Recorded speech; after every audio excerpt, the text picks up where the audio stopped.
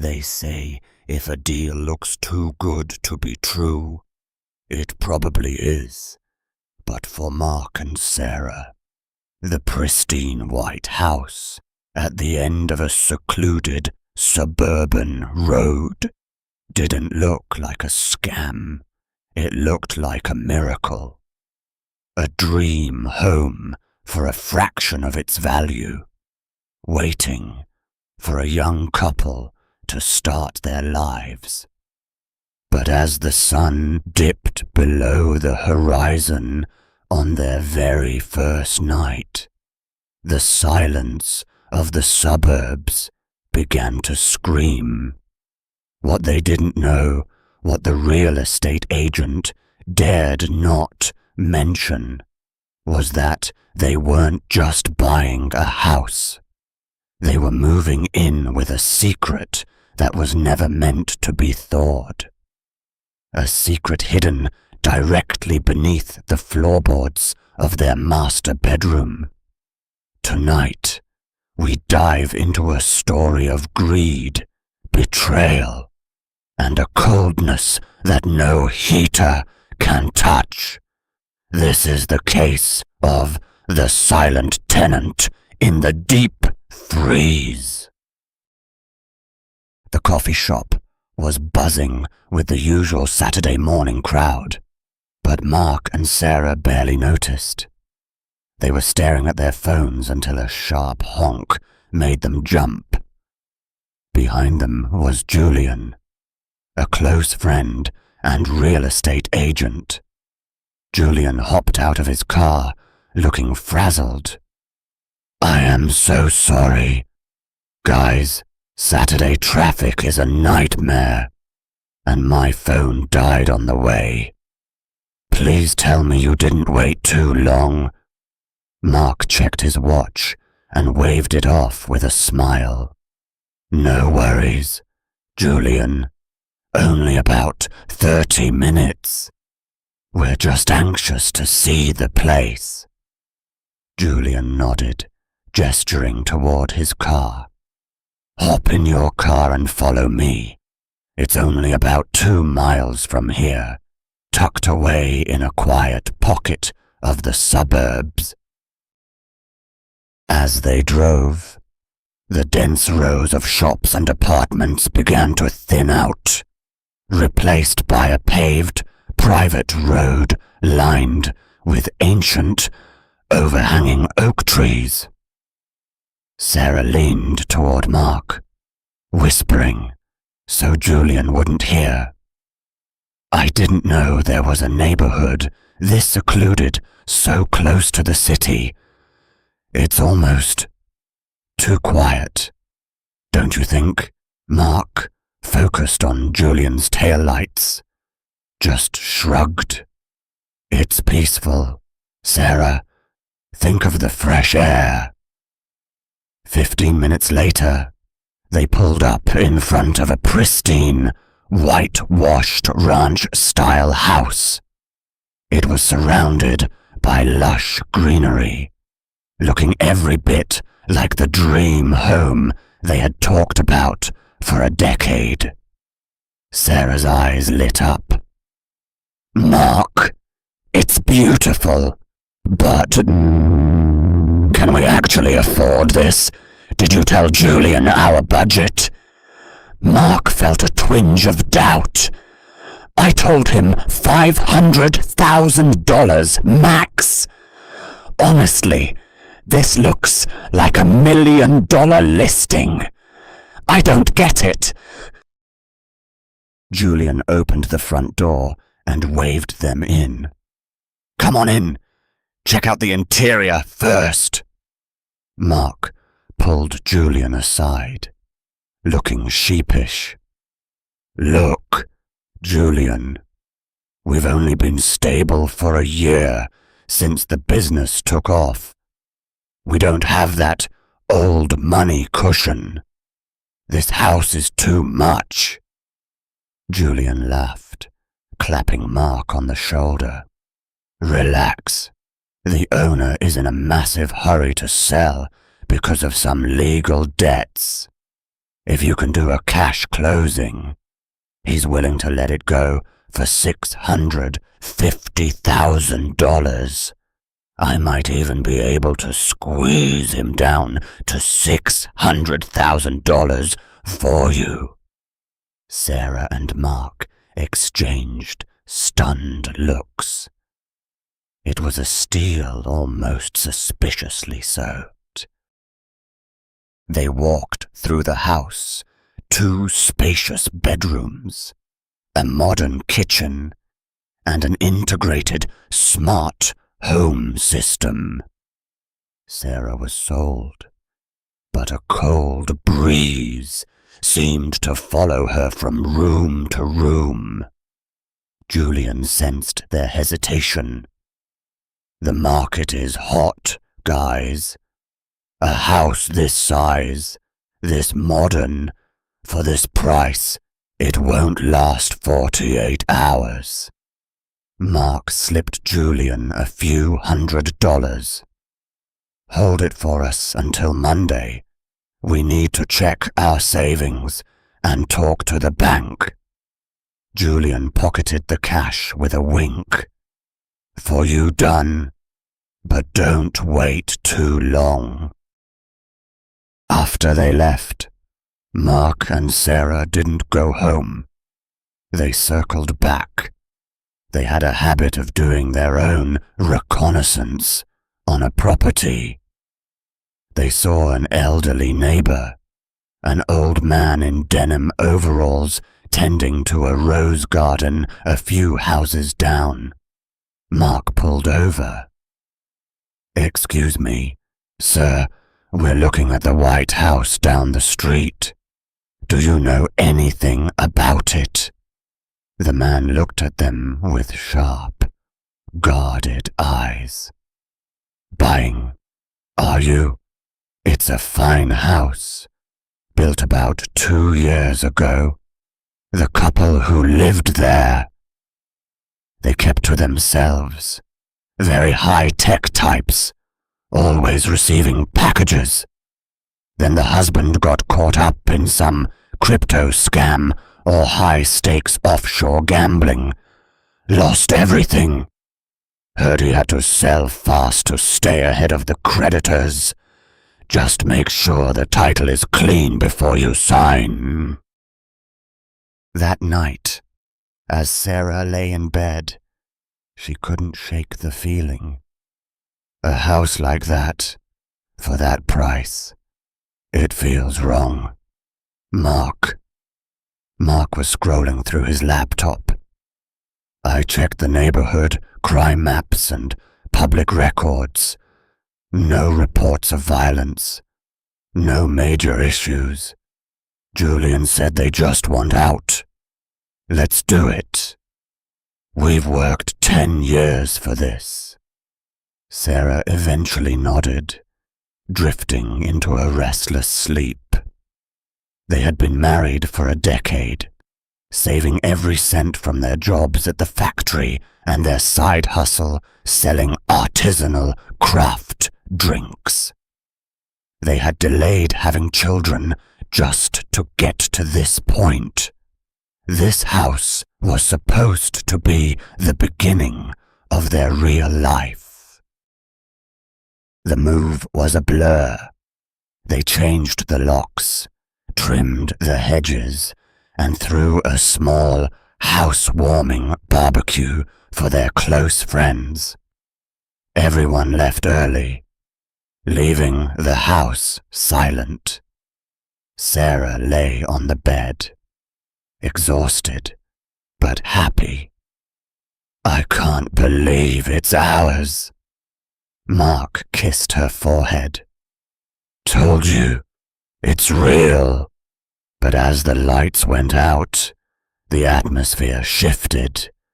The wind outside began to howl, a low, mourning sound that seemed to vibrate through the floorboards. Sarah sat up. "Mark, did you hear that? It sounds like someone is crying." Mark groaned. "It's just the wind through the trees. Sarah, go to sleep.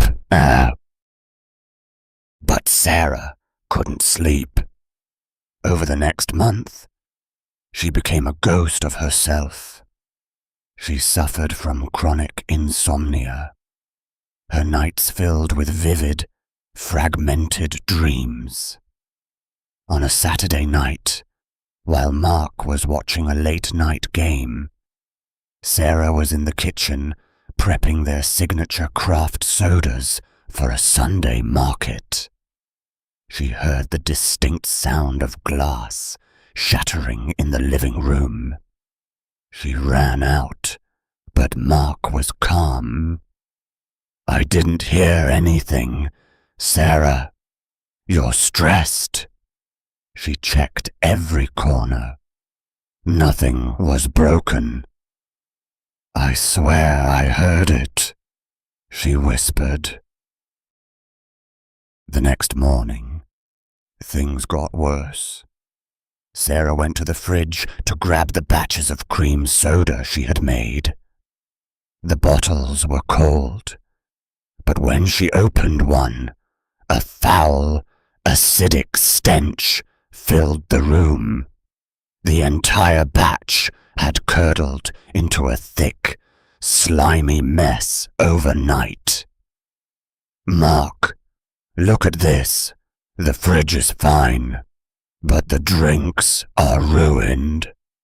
Mark checked the thermometer. It was perfectly chilled. "That's impossible. This stuff has a 2-week shelf life." He tried to calm her down. "Maybe you should quit the factory job. Just focus on the drinks. You're burning out." A few days later, while Mark was at work, Sarah was cleaning the kitchen. Crash! A stack of ceramic bowls she had just placed securely in the center of the counter flew off and shattered on the floor.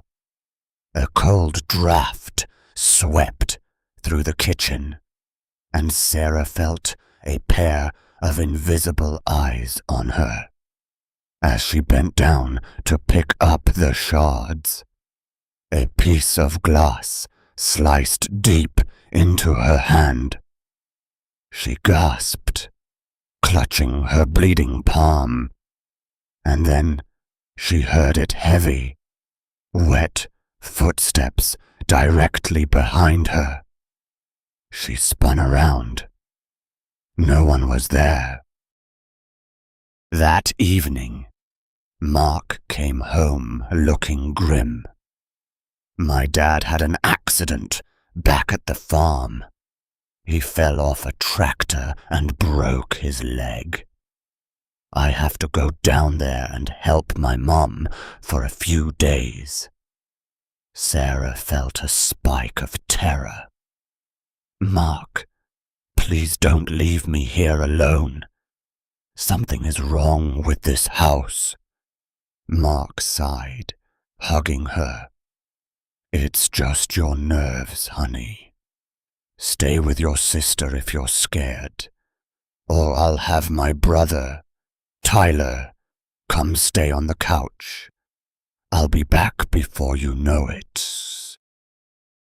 With Mark gone, the house became a tomb.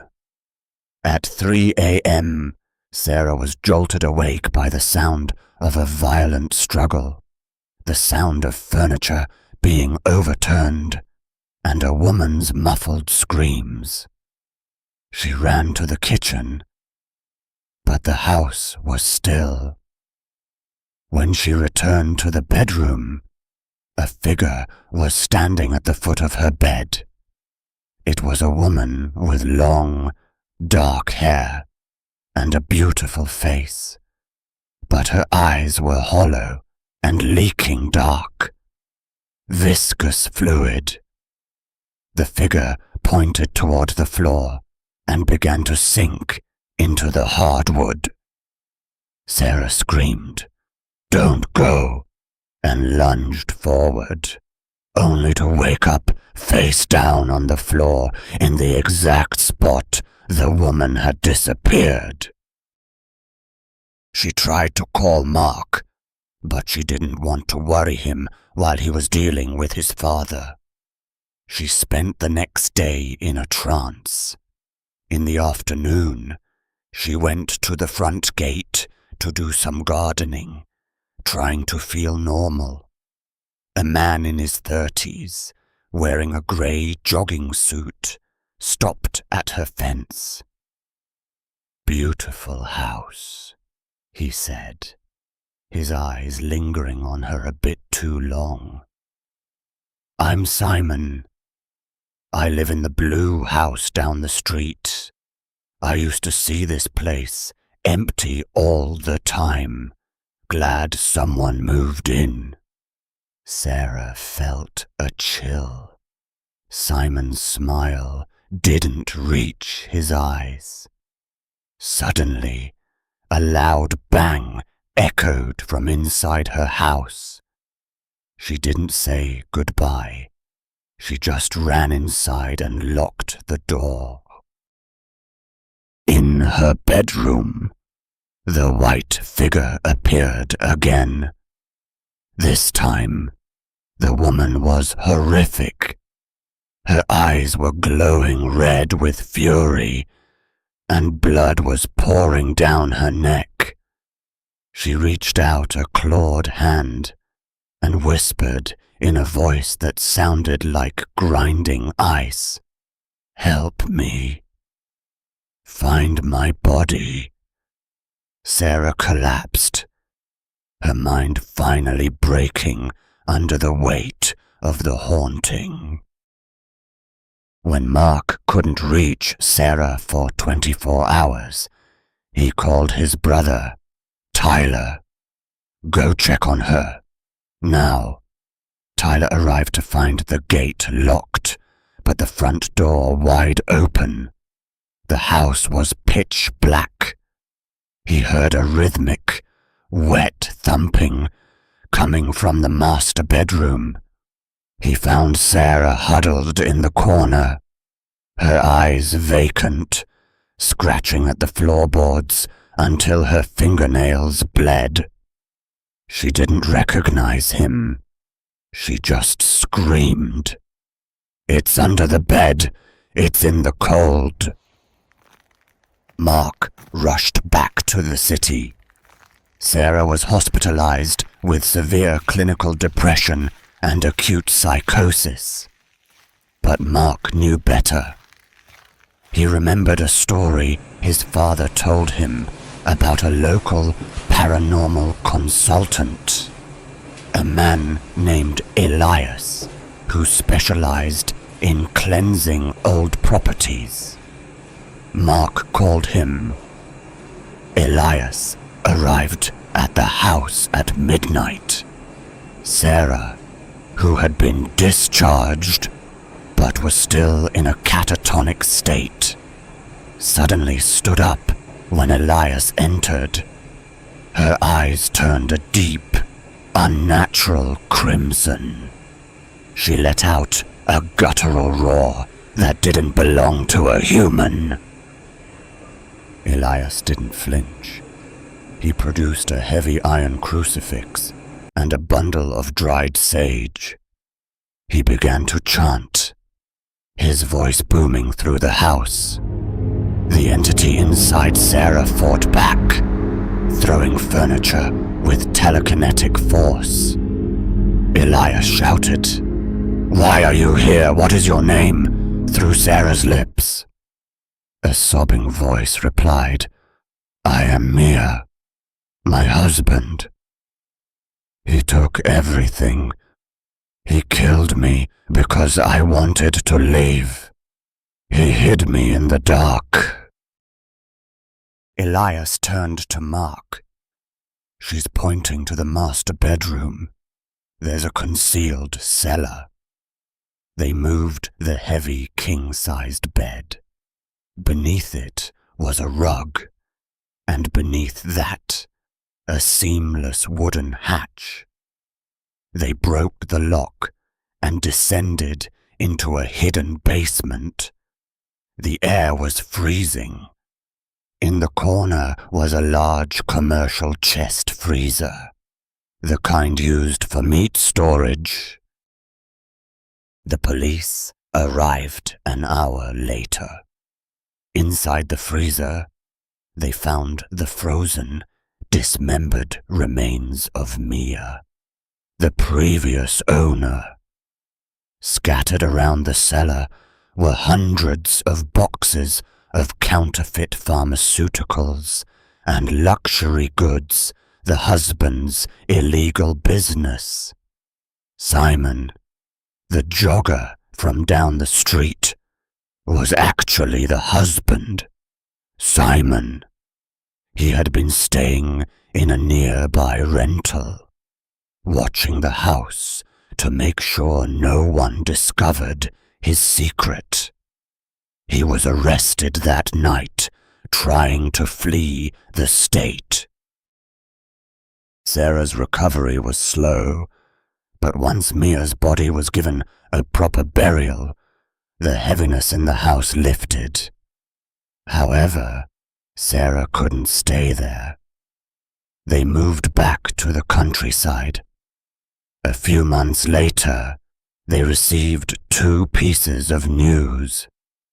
First, Sarah was finally pregnant. Second, the murder house was seized by the government for a new highway expansion project. Because Mark and Sarah were the legal owners at the time of the seizure, they were awarded a massive settlement payout that allowed them to start their own legitimate business. Sarah often wonders if Mia's spirit was the one who pushed the government to buy the land, ensuring that the couple who found her was taken care of. The nightmare was over. But for Sarah and Mark, the story of their new life was just beginning.